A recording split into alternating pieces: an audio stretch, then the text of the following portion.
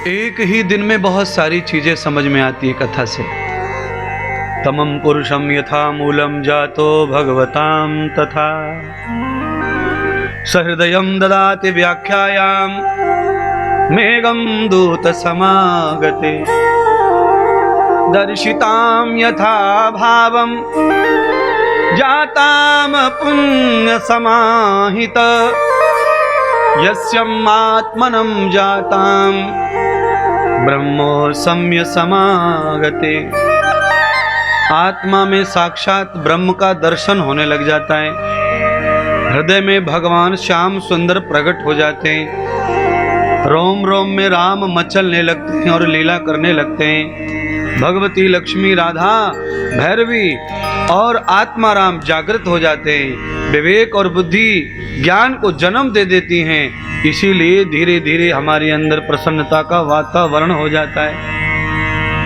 अमृतम द्वाताम भागवतम पुण्यम जातम योग समागते। जिन लोगों ने हजारों जन्मों तक निरंतर भगवान के प्रति आस्था रखी है, ऐसे लोगों को ही भागवत के पांडाल में आने का अवसर प्राप्त होता है। यथाम भागवतम पुण्यम जाताम सहस्र जन्मसु मेघम दूत समाहारम द्वेषाम क्लेशो भवन्तस्तुता। संपूर्ण क्लेश धीरे धीरे समाप्त हो जाते हैं। आग जलने के बाद चूल्हे में जैसे लकड़ी अपने आप जल के भस्म होकर राख बनकर धरती में टपकने लगती है, ऐसे ही संपूर्ण पाप, संपूर्ण क्लेश जन्म जन्मांतरों के, हमारे और हमारे पितरों के राख बनकर समाप्त हो जाते, भस्म हो जाते हैं। यद भस्मम आत्मनम जाताम पापम विमुंचितम तथा यस्याधारो भागवतम रसौ कृष्णौ भवानी च। क्योंकि भागवत कोई कहानियां नहीं है। भागवत भगवान श्री कृष्ण का विग्रह रूप है। यदा भागवतम कृष्णम व्यासम जातो लेखनी यस्यम यथा ब्राह्मणौश्च व्यापकम व्यासो यथा स्थिति। भगवान श्री गणेश जी ने अपनी प्रबल बुद्धि से भागवत का लेखन किया और भगवान श्री व्यास जी ने 100 वर्षों तक निरंतर अध्ययन करने के बाद भागवत को गाया। आजकल भागवत को गाने वाले 2 साल 2.5 साल भी नहीं पढ़ते और भागवत कहने लग जाते हैं। यदम भागवतम जाताम, भागवत के आचार्य कहते हैं सहस्रम वर्षो विशारदम।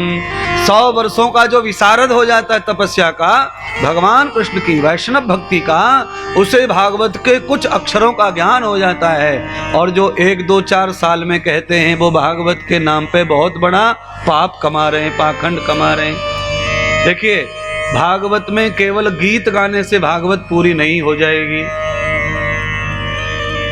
हाँ? अच्छा बोलिए, सब्जी के नाम पर केवल नमक छोंक दो कढ़ाई में, क्या सब्जी बन जाएगी? नहीं बन जाएगी। अच्छा बोलिए, सब्जी के नाम पर केवल सब्जी को ही छोंक दो तेल में, मसाले मत डालो, तो क्या सब्जी स्वादिष्ट बनेगी?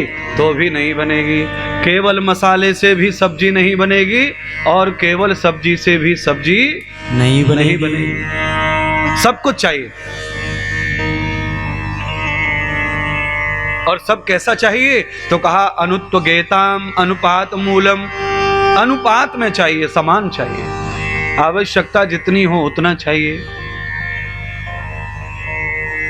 जितनी जरूरत हो स्वाद के लिए उतना मसाला चाहिए। श्रीमद् भागवत कथा भी ऐसी ही है महाराज। आपको अगर आलू और गोभी की मिलके सब्जी पकानी है 10 लोगों के लिए, तो मेरा अंदाज ऐसा है कि 1.5 किलो सब्जी जो है, आलू गोभी बहुत है, और उसमें थोड़ा थोड़ा अनुपात से मसाला पड़ जाए, 1-1.5 गिलास पानी पड़ जाए, अग्नि जलती रहे, पानी सूख जाता है, सब्जी पक जाती है। अगर 1.5 किलो सब्जी में 1.5 किलो ही लाल मिर्ची डाल दी जाए तो अनुपात बराबर तो हो जाएगा, पर सब्जी किसी के हाथ और मुंह लगने वाली नहीं है महाराज। अनुपात के हिसाब से संसार में भागवत का फल मिलता है। जाताम भागवतम सहस्रो योजनम रति, कम से कम 100 वर्ष का अनुभव होना चाहिए भागवत के व्यास को। कठिन है ये तो, क्योंकि 100 वर्ष का अनुभव तो मेरा भी नहीं है। पर न्यासम न गते भूत्वायाम, भागवत मुझे अखंड पाठ है।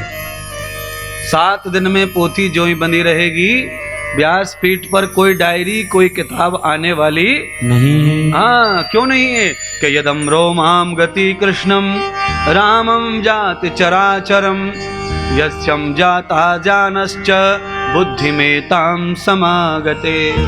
बुद्धि को दुर्लभ बना के रखा है, बुद्धि को दुर्बल नहीं किया है,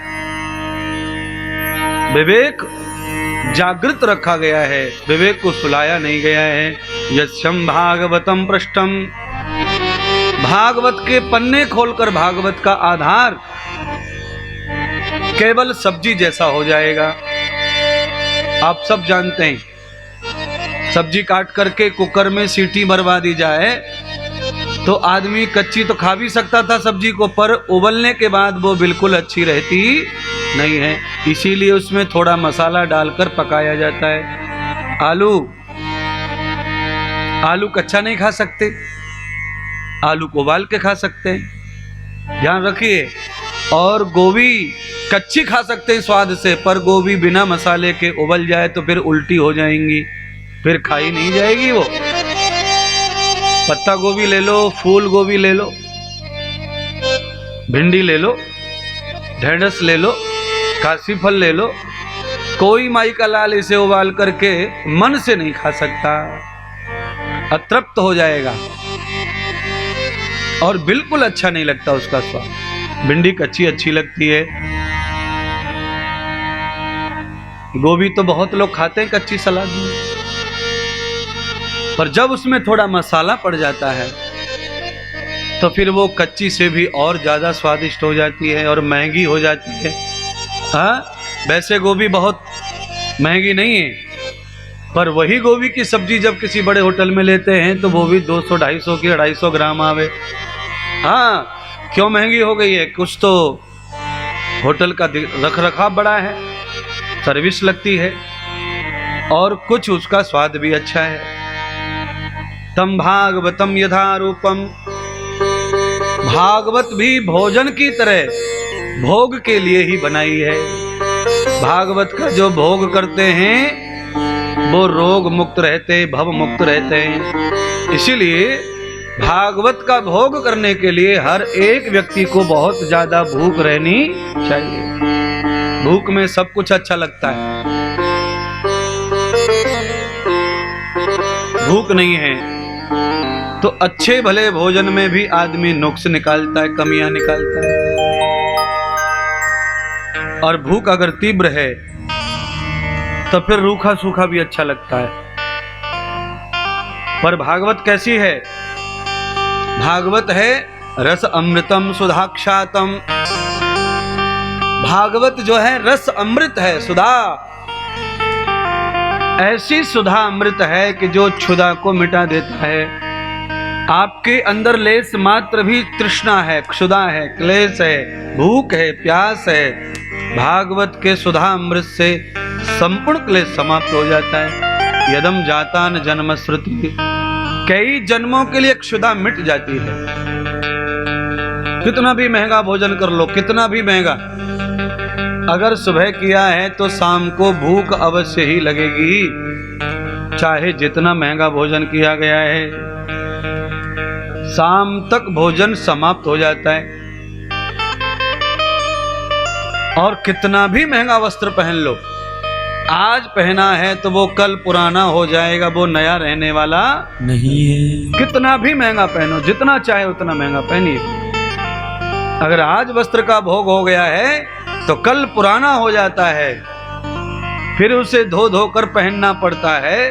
पर यतम भागवतम भोगम, भागवत का भोग ऐसा है, इसे कितनी भी बार भोगने के पश्चात ये नित्य नया रहता है, ये कभी पुराना होता नहीं है। 5 महीने तो मुझे हो गए लगातार भागवत कहते कहते, और वैसे तो मुझे हो गए लगभग 37 वर्ष भागवत कहते कहते।